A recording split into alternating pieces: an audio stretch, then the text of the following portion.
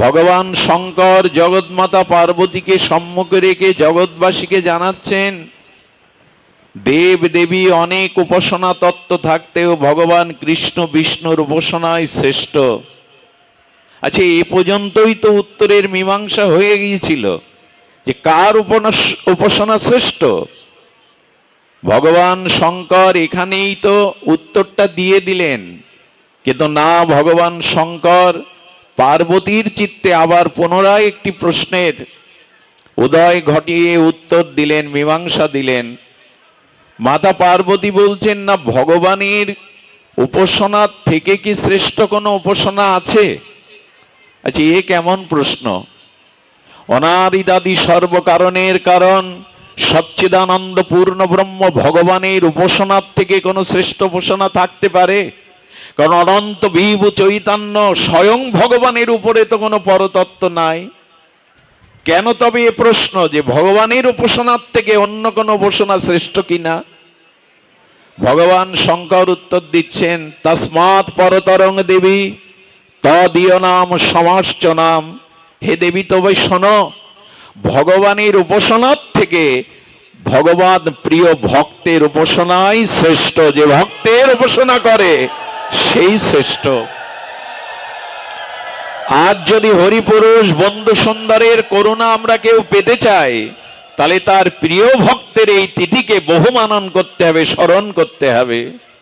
ভক্তের তিথি পালন করলে, ভক্তের মহিমা গুণকীর্তন যশকীর্তন করলে ভগবান নিজের থেকে প্রসন্ন হয়ে তার প্রতি কৃপা করেন। এই জন্য আজকের এই বিরহ তিথি আমাদের জন্য একটি মহামহেন্দ্রক্ষণ, শ্রী হরিপুরুষের কৃপা প্রাপ্তির দিন, আর আমাদের দিগম্বরী দেবীর করুণা আশিস প্রাপ্তির দিন। তিনি যেমন করে সেবা করেছিলেন, প্রাণ ঢালা নিষ্কপট প্রীতিময় বাৎসল্য সেবা, সেই সেবাটি আজ আমাদের গ্রহণের দিন। কবে আমরা সেবায় ব্রতী হব? দেখুন, 1871 খ্রিস্টাব্দে 17 মে মুর্শিদাবাদের ডাহাপাড়াতে এসেছিলেন প্রভু সুন্দর। প্রভু সুন্দর সম্পর্কে সারা বিশ্বে আজ মহানাম সম্প্রদায় কর্তৃক প্রচার প্রসার, এবং পরবর্তীতে ভাগবত গঙ্গান্তরে পরম পরম পূজ্যপাদ বিশ্ববন্দিত পাবন পদরেণু ডক্টর মহানম্রত ব্রহ্মচারীর দ্বারা বিশ্ব জেনেছে প্রভুর মহিমা। মহেন্দ্রজির যারা মহানাম ব্রহ্মচারীজির দ্বারা বিশ্বময় জেনেছে প্রভুর আজ দিব্য চরিত্রাবলী। কে তিনি? তিনি এসেছিলেন, সৌভাগ্য, তিনি দীননাথ চক্রবর্তীকে পিতারূপে আশ্রয় করে এসেছিলেন, যিনি ছিলেন বেদান্তের প্রতি ছিল তার দখল, সমগ্র শাস্ত্রজ্ঞ, শাস্ত্র ছিলই তার জীবন। এবং তিনি এসেছিলেন যে মাতাকে আশ্রয় করে, বামা দেবী, তাই তো? আমাদের প্রভু সুন্দরের উদ্ধরণ মহাবতারের যিনি মাতা দেবী, তিনি জগতে বেশি দিন নিত্যলীলায় ছিলেন না। দেখুন, মহাপুরুষদের জীবন, অবতারগণের জীবন, ভগবত জীবন বড় বিচিত্র। আমরা পেলাম না বলে, হারালাম না বলে, বঞ্চিত হয়েছি বলে কত হাহাকার, কত দুঃখ করি। তাদের জীবন দেখুন, মাতৃহারা হলেন শৈশবে, এবং বড় ভাগ্য তিনি এই দীননাথ চক্রবর্তী, বেদজ্ঞ শাস্ত্রজ্ঞ, তিনি জগৎকে নিয়ে, তখন জগৎই তিনি, জগৎকে নিয়ে এসেছিলেন এই পবিত্র ভূমিতে, যে ভূমিতে আজ আমরা বসে হরিকথার সৌভাগ্য প্রাপ্ত হয়েছি, বন্ধু সুন্দরের দর্শন, এই শ্রীধামের অঙ্গনের ভক্তিমাখা ধূলিকণা স্পর্শ করার সুযোগ পেয়েছি, সৌভাগ্য পেয়েছি। এই স্থানেই চলে এসেছিলেন। ব্রাহ্মণকান্দি বলা হতো মনে হয় তখন। এখানেই এসেছিলেন। মাতৃহারা এই জগৎকে কে তুলে নেবে, কে মায়ের অভাব পূরণ করবে, কে স্নাসিক্ত হয়ে বুকে টেনে নেবে। জগতে ভগবানও যখন আসেন তখন তিনি মায়ের প্রতি তার শ্রদ্ধা, তার ভক্তি, তার অকৃত্রিম সেবা জগতে রেখে গেছেন। আপনারা জানেন যশোদা মা শচী মায়ের কথা গোবিন্দ ভুলতে পারেননি, গৌর ভুলতে পারেননি। মহাপ্রভু তো মাতৃভক্তির নিদর্শনের জন্য শ্রীধাম বৃন্দাবনে ভজন না করে লীলাচলেই ভজন করলেন। অপ্রকট কাল পর্যন্ত লীলাচলেই ছিলেন শুধু মাতৃদেবীর কথায়। ভগবান যখন আবির্ভূত হন, যে জননী শক্তিকে আশ্রয় করে তিনি নিজে জগৎকে দেখান, মাতৃভক্তি অটুট না হলে, মাতৃভক্তি সিক্ত না হলে কোনো সন্তান শ্রেষ্ঠ হতে পারে না, জীবনের লক্ষ্যে পৌঁছাতে পারে না। ভগবত ভক্তি তো অনেক দূরের কথা। মহাপ্রভু জগন্নাথের প্রসাদী বস্তু, প্রসাদী কাপড় পাঠিয়ে গৌরমণ্ডলের ভক্তদের কাছে কাঁদতেন আর বলতেন, জননীকে বলো যেন নিমাইকে ক্ষমা করে। আমি মায়ের সেবা করতে পারলাম না, উচাটন মনে সন্ন্যাস নিলাম, মায়ের সেবা করতে পারলাম না। যখনই শচীমা আর রন্ধন করে বিষ্ণুপ্রিয়ার ভোগরাগ নিয়ে গৌর ভোজন মন্দিরে এসে ব্যাকুল হয়ে ডাকতেন, আয় নিমাই, আয় বাপ, সংকীর্তন করতে করতে কত ক্ষুধা পেয়েছে, আয় আয় প্রসাদ পেয়ে যা। অলক্ষ্যে লীলাচল থেকে মহাপ্রভু মায়ের আহ্বানে সূক্ষ্ম দেহে এসে প্রসাদ পেয়ে যেতেন আজও। এই জন্য মাতৃ স্নেহ থেকে বঞ্চিত হয়েছিলেন প্রভু সুন্দর, কিন্তু ভগবানের সেবার জন্য সেই স্নেহ ভরা, বাৎসল্য প্রীতি ভরা বুক নিয়ে এসে দাঁড়িয়েছিলেন। আজকে যার স্মরণ তিথি, বিরহ তিথি, তিরোধান তিথি, সেই প্রাতঃস্মরণীয়, আমাদের সকলের বন্দনীয়, যিনি শ্রী ভগবানকেই পুত্র স্নেহে, বাৎসল্য প্রেমে আর নিষ্কিঞ্চন সেবা দিয়ে নিজে ধন্য হয়েছেন, জগৎকে ধন্য করেছেন, আমাদের এই দিগম্বরী দেবী। কত ভাগ্য হলে শ্রী ভগবানের সেবা আর মাতৃ এই স্নেহে, বাৎসল্য প্রেমে তাকে সেবা করা যায়।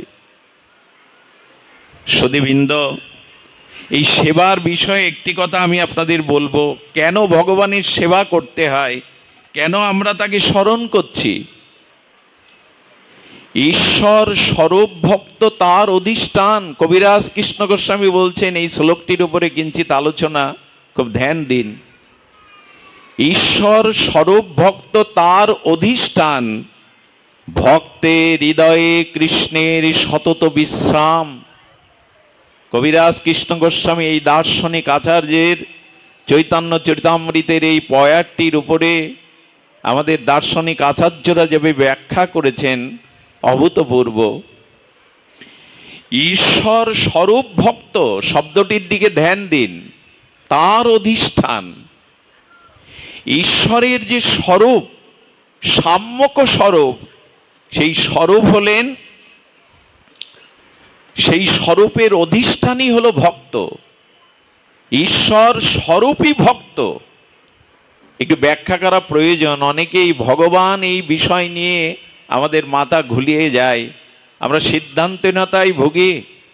তুলসীদাস গোস্বামী রামচরিত মানসে বলছেন, ভক্ত ভক্তি ভগবন্ত গুরু চতুর নাম বপু এক, ইনকো চরণ বন্দিয়ে নাশত বিঘ্ন অনেক। ধ্যান দিন শব্দের দিকে। ভক্ত, ভক্তি, ভগবান, গুরু, নাম চারটি, কিন্তু তত্ত্ব এক, ভিন্ন নয়। এরা তত্ত্ব তো একই, এরা সন্ধিনী শক্তির একই শক্তি। ভক্ত, ভক্তি, ভগবান, গুরু, নাম চারটি, কিন্তু তত্ত্ব তো এরা এক। এদের চরণ যারা বন্দনা করে, এদের চরণে যারা শরণাগতি হয়, তাদের এই জীবনে জন্ম মৃত্যু জরাব্যাধির বিঘ্ন ঘুচে গিয়ে প্রেম প্রাপ্তি হয়। এদের চরণ বন্দনা করো। এই জন্য শুধু ভগবানের নয়, ভক্ত ভক্তি ভগবান গুরু এ তত্ত্ব এক, এতে ভেদ করতে যাবেন না। যদিও সেব্য সেবক তত্ত্ব আছে, তাহলে আজ যে দিগম্বরী দেবীর স্মরণ যারা করছেন তারা পরোক্ষভাবে ভগবানকেই, ভগবানের কৃপাকেই আজ আমরা প্রাপ্তির বা উপায় জানতে পারি। কারণ আমাদের বিঘ্ন নাশ হবে এই চারের স্মরণ নিলে। এখানে বলছেন যে ঈশ্বর স্বরূপ ভক্ত, অর্থাৎ ভক্তের স্বরূপে ঈশ্বরই বিরাজিত, তার অধিষ্ঠান। ভক্তের হৃদয়ে সদা কৃষ্ণের বিশ্রাম। কি করে বিশ্রাম হয় আর কি করে ভক্তের স্বরূপ কৃষ্ণ অধিষ্ঠান হন, একটি দৃষ্টান্ত দ্বারা মহাজন বলছেন। দেখুন, আপনি যখন ভগবানের নাম রূপ লীলা বা সাক্ষাৎ ভগবানের সেবায় ব্রতী হবেন, সেবা মানে প্রিয়ের সুখ সন্নিধানে আত্মসুখ বিবর্জিত আর প্রিয় পরমের সুখ বিধানের নামই হলো সেবা। সেবা মানে অন্য কিছু নয়, সেবা মানে প্রিয়ের অত্যান্তিক সুখ বিধান। আমি যে সেবাটি করছি, এই সেবার মূল তত্ত্বই হলো আনন্দ। তিনি আনন্দ পাচ্ছেন, তো এই আনন্দ দান করাই হলো সেবা। সেবার মূল হলো সুখ বিধান, আনন্দ বিধান। তো ভক্ত যখন ভগবানের নাম রূপ লীলা সেবায় নিমজ্জিত হয়ে যায়, প্রাণ সমর্পিত করে দেয়, তখন ওই ভগবানের সেবা করতে করতে, ভজন করতে করতে ভক্তের স্বরূপটাই ভগবানের স্বরূপে রূপ নেয়। দৃষ্টান্ত বলছেন মহাজন, একটা লৌহখণ্ডকে আগুনের মধ্যে তদাত্ম করুন। একটি লৌহখণ্ডকে জ্বলন্ত অগ্নির মধ্যে কিছুক্ষণ রেখে দিন। ওই লৌহখণ্ডটি অগ্নির সংস্পর্শে তদত্ত প্রাপ্ত হয়, কিছুক্ষণ পরে দেখবে লোহার মধ্যেই আগুনের স্বরূপ প্রকাশ হয়ে গেছে, যায় কিনা? লোহাটাই তখন অগ্নির স্বরূপ প্রকাশ হয়েছে।